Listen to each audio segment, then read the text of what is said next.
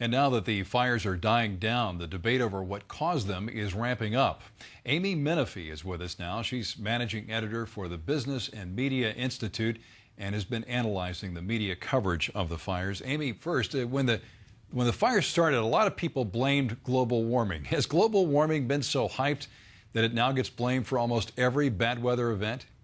It does. This is an issue that we follow at the Business and Media Institute constantly. We've seen everything from floods to droughts blamed on global warming, which just shows that the media will hit on anything, whether it's a hurricane or a wildfire. And we've seen a lot of programs blaming the wildfires on global warming. We've seen, everyone from left-wing scientists who have been brought on to talk about this to one person who asked Governor Schwarzenegger if this was global warming. Now, he's not a scientist last time I checked, but they were asking everyone, is this global warming? And for the most part, the people that they chose to talk to have said yes.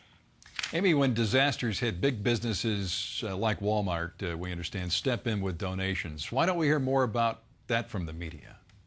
Well, first of all, I have to add to my last comment that there are scientists who say this is not global warming that is causing this, and we would like to see those people on television. As far as the businesses and their contributions, just like Hurricane Katrina, we have seen so many people from the corporate world stepping forward very, very quickly. Of course, businesses often responding far quicker than governments to disasters, and we've seen, I have heard about at least 12 major companies that have given time. They've given money, they've given free coffee from Starbucks, free storage from U-Haul for the evacuees, which is something I wouldn't have even thought of, but that company was there knowing what their needs would be.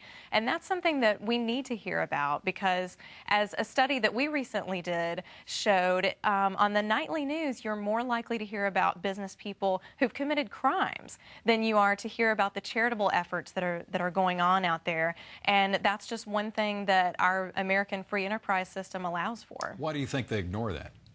Well, I think obviously our first priority when the news is very bad has to be with the victims. It has to be with the breaking news. And so, as you said, now that things have gotten a little bit more under control, they're not out of the woods completely yet, but it is time to kind of look for how did people help and how did people respond to this. And I know people always want to hear stories of people helping. They want to hear the good news.